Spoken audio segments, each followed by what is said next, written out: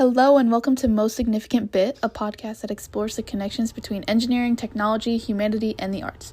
I'm Brooke, and today we're discussing snakeskin-inspired shoes.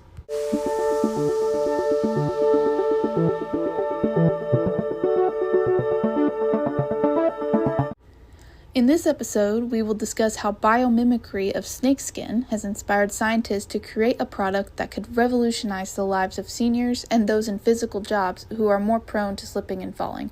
I've conducted a bit of research and will be explaining how some very bright minds created such a product.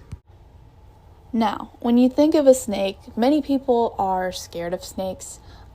Throughout history, they've been viewed as cursed or evil animals, especially in religion and mythology. But I think with the power of science, these snakeskin inspired shoes were able to bring about a really good blessing to a lot of people. And they will be even better if they become more popular and more accessible to people. So what these shoes do is they are inspired, they are made by a Japanese paper cutting method called kirigami. And kirigami is when many tiny little cuts are made into a piece of paper to make a artistic pattern. They aren't using paper to make these shoes, but this is done in metal, and it allows the shoe to expand and contract. Now, when you look at a snake, you can often see when it moves and slithers along the ground that its skin will expand and contract. This is kind of like a Chinese finger trap, and it's so it can move with the most efficiency and still have some grip onto the ground. And this is the same thing that these shoes do. They allow you to move with a lot of efficiency, but still have really great traction in the ground, and they're able to prevent slips and falls.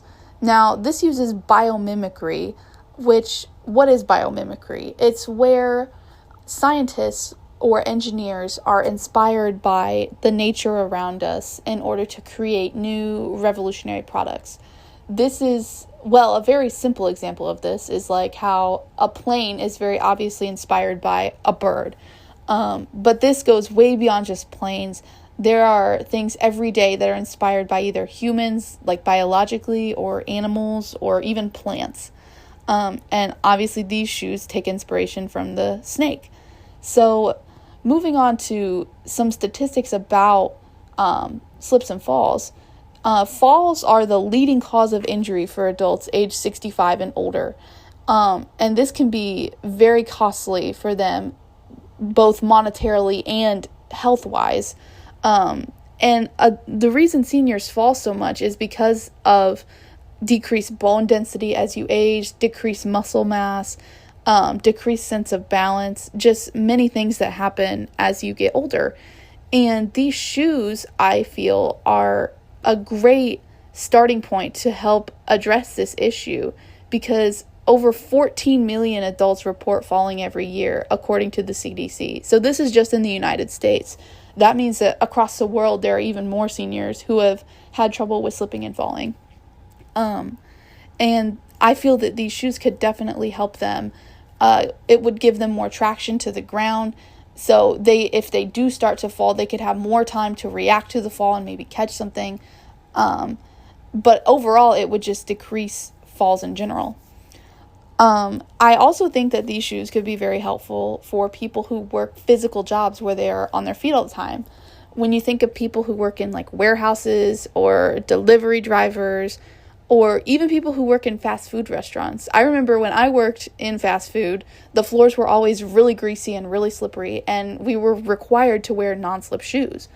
Well, if a major shoe label were to pick up this product, I think it could become much more common amongst working Americans, and it could prevent, the everyday slip and fall. This would also help businesses because they wouldn't have to pay out more money when someone does get injured, and they wouldn't have to worry about people having to not come into work because of an injury due to a fall. It would overall just bring about great, great benefits. So yes, I would hope that a major shoe label would pick up this idea.